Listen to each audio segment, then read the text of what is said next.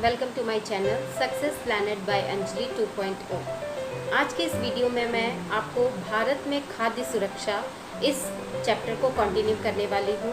इससे पहले के चैप्टर में मैंने आप लोगों को खाद्य सुरक्षा क्या होती है, खाद्य सुरक्षा की ज़रूरत क्या होती है और खाद्य असुरक्षित कौन से वर्ग हैं, इन तीनों चीज़ों को आपको मैंने एक्सप्लेन कर दिया है। आज के इस वीडियो में हम लोग भारत में खाद्य सुरक्षा, जो कि हमारे चैप्टर का मेन उद्देश्य है, उसके बारे में बात करने जा रहे हैं। ठीक है, तो अगर भारत में खाद्य सुरक्षा की बात करें तो भारत में स्वतंत्रता प्राप्ति के बाद का समय जो है वही इम्पॉर्टेंट माना जाता है, क्योंकि उससे पहले तो भारत अंग्रेजों के अधीन था।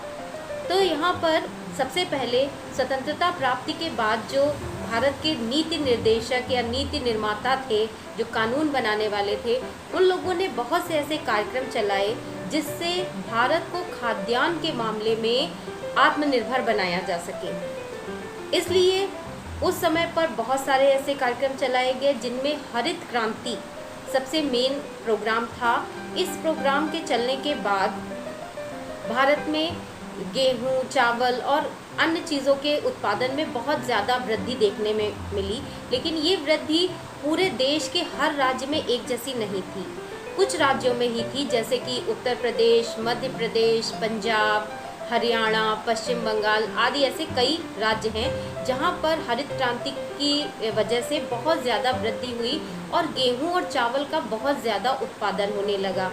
ये उत्पादन जो था वो 2015-16 में लगभग 252 करोड़ टन था, जो कि 2016 और 17 में जाकर 275 करोड़ टन हो गया। इससे ही आप जान सकते हैं कि हमारा देश जो है वो खाद्यान्न के मामले में कितना वृद्धि कर गया। लेकिन ये समानुपातिक नहीं था, हर राज्य में एक जैसा नहीं था। फिर भी 1970 के दशक के बाद, हरित क्रांति की इतनी बड़ी सफलता के बाद, हमारे देश में कभी भी अकाल जैसी स्थिति नहीं आई। या जो पहले एक बार अकाल पड़ा था, मैं इससे पहले के वीडियो में आपको उस अकाल के बारे में बता चुकी हूँ, और इसीलिए सभी लोग मेरे कमेंट बॉक्स में बताएंगे कि 1970 के पहले कौन सा अकाल पड़ा था और कहाँ पड़ा था, मतलब किस टाइम पर पड़ा था और कहाँ पर पड़ा था। वो सबसे बड़ा अकाल था और उसके बाद भारत में आज तक कभी भी अकाल की स्थिति नहीं आई है। तो आप सभी लोग, अगर जिसको नहीं पता है, वो मेरे प्रीवियस वीडियो को देखें और फिर मुझे कमेंट बॉक्स में आंसर दें। ओके, आगे चलिए, आगे देखते हैं कि खाद्य सुरक्षा के मामले में आगे क्या हुआ कि हरित क्रांति की वजह से इतना ज़्यादा उत्पादन होने लगा कि ये जो खाद्य सुरक्षा थी, इसमें कभी भी, चाहे मौसम खराब हो, कितनी भी बारिश ना हो या बहुत ज़्यादा बारिश हो जिसमें भी अन्न खराब हो जाता है, इन किसी भी तरह की परिस्थितियों में या किसी भी प्राकृतिक आपदा, भूकंप या किसी भी तरह की बाढ़ वगैरह कोई भी आपदा आने पर ऐसा कभी भी नहीं हुआ कि खाद्यान्न की उपलब्धता कम पड़ जाए। ये जो व्यवस्था थी खाद्य सुरक्षा की, ये दो घटकों पर आधारित थी। एक था बफर स्टॉक और दूसरा था सार्वजनिक वितरण प्रणाली। आपने सार्वजनिक वितरण प्रणाली के बारे में तो निर्धनता वाले चैप्टर में पढ़ ही रखा है। यहाँ पर चूँकि खाद्य से रिलेटेड है और सार्वजनिक वितरण प्रणाली में खाद्य को ही बांटा जाता है, इसलिए मैं इसके बारे में तो आपको बताऊंगी ही। साथ ही साथ आप बफर स्टॉक, ये आपके लिए एक नया टॉपिक है। बफर स्टॉक क्या होता है?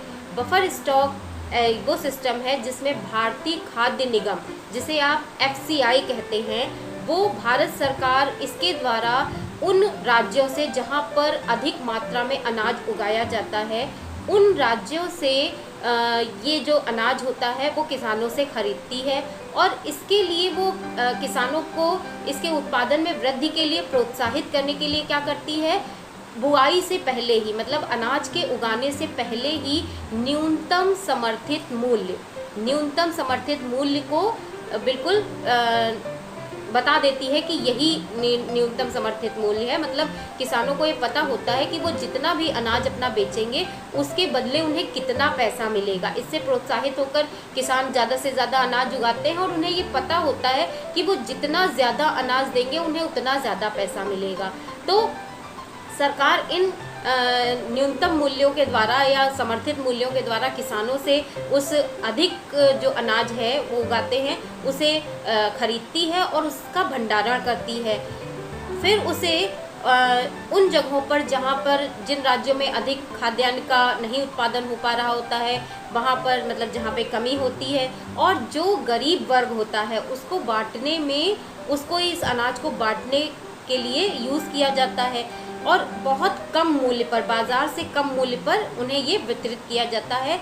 इसे निर्गम मूल्य कहा जाता है। तो इस तरह से बफर स्टॉक जो है वो देश में खाद्य सुरक्षा को भी सुनिश्चित करता है ताकि किसी भी तरह की विपत्ति आने पर उस स्टॉक का प्रयोग किया जा सके। अब हम दूसरा पढ़ेंगे सार्वजनिक वितरण प्रणाली। अब इसको पढ़ने से पहले इसके बारे में आपको पता है क्या होता है, लेकिन इसको पढ़ने से पहले ये कब से स्टार्ट हुई इसके बारे में बात कर लें।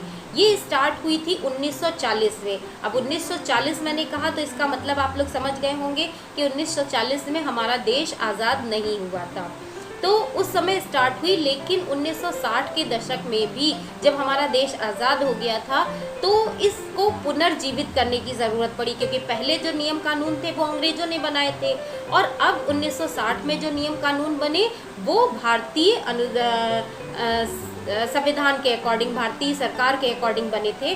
तो सरकार ने 1960 में इसे पुनर्जीवित किया और 1970 में इसे और भी ज़्यादा ऐसा बनाया कि जिससे ये सभी लोगों तक पहुंच सके। अब आते हैं कि ये सार्वजनिक वितरण प्रणाली क्या होती है। जो भारतीय खाद्य निगम होता है उसके भंडारण यानी कि बफर स्टॉक के द्वारा जो सरकार होती है इन भंडारणों को राशन की दुकानें, जिसे सार्वजनिक वितरण प्रणाली के थ्रू राशन की दुकानें कहा जाता है, वहाँ पर पहुँचाती है। और ये राशन की दुकानें हमारे पूरे देश के गांव, कस्बों और शहरों में लगभग 5.5 लाख दुकानें हमारे देश में पाई जाती है राशन की।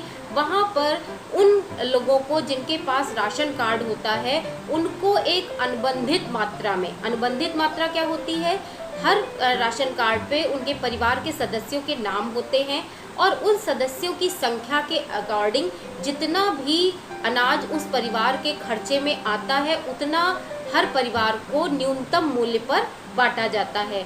इन राशन की दुकानों पर चीनी, अनाज यानी कि खाद्यान्न, उसके अलावा मिट्टी का तेल उपलब्ध होता है। तो इस तरह से ये जो सार्वजनिक वितरण प्रणाली है वो गरीब जो जनता है उस तक कम मूल्यों में अनाज की उपलब्धता पहुंचाती है और सुनिश्चित करती है। अब यहाँ पर राशन कार्ड की अगर हम बात करें तो ये जो राशन कार्ड होते हैं जिनके द्वारा राशन की दुकानों पर हमें सामान मिल पाता है वो 3 तरह के होते हैं। पहला होता है निर्धनों में भी निर्धन कार्ड, जिसे अंत्योदय कार्ड कहा जाता है। ये उन लोगों को प्राप्त होता है जो निर्धनों से भी निर्धन, मतलब बहुत ज़्यादा निर्धन की श्रेणी में आते हैं। दूसरा कार्ड होता है बीपीएल कार्ड। इसके बारे में तो आप लोग बहुत अच्छे से जानते हैं।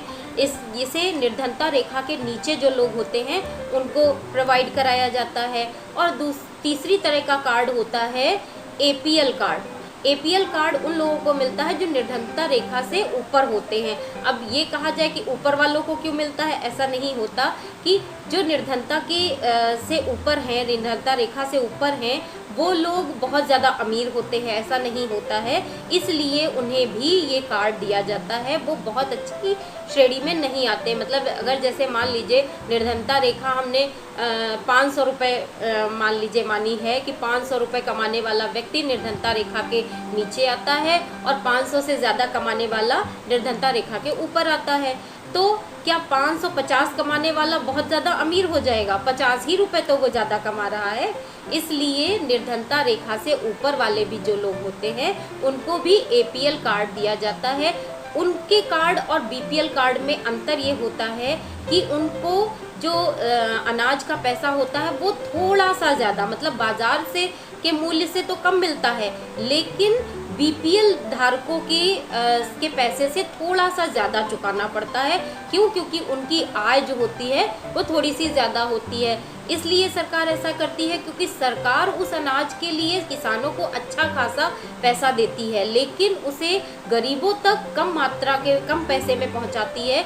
इसलिए अपने नुकसान को कम करने के लिए वो निर्धनता रेखा के ऊपर के लोग जो होते हैं उनकी आय के अकॉर्डिंग उनको थोड़ा सा पैसा बढ़ाकर वो अनाज उपलब्ध कराती है। इस तरह से मैंने आपको आज भारत में खाद्य सुरक्षा में बफर स्टॉक और सार्वजनिक वितरण प्रणाली के बारे में बता दिया।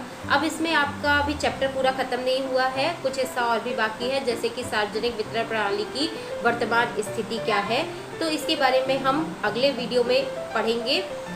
अगर आपने मेरे चैनल को अभी तक सब्सक्राइब नहीं किया है तो ज़रूर से कर लीजिए, और अगर मेरे चैनल को शेयर करना चाहते हैं तो आप शेयर भी कर सकते हैं, और सभी लोग लाइक ज़रूर किया करिए क्योंकि लाइक से पता चलता है कि कितने लोगों ने वीडियो को देखा है। उसके अलावा मैंने जो क्वेश्चन किया है आपसे कमेंट बॉक्स में, उसका आंसर ज़रूर दीजिएगा। मैंने आपको क्लू भी दिया था कि आप कैसे जान सकते हैं, हालांकि मैंने आपको समझा रखा है, लेकिन फिर भी आप किस तरह से वापस मेरे प्रीवियस वीडियो को देखकर उसको रिमाइंड कर सकते हैं और मुझे आंसर कर सकते हैं। तो सभी लोग कमेंट बॉक्स में कमेंट ज़रूर करें। Thank you.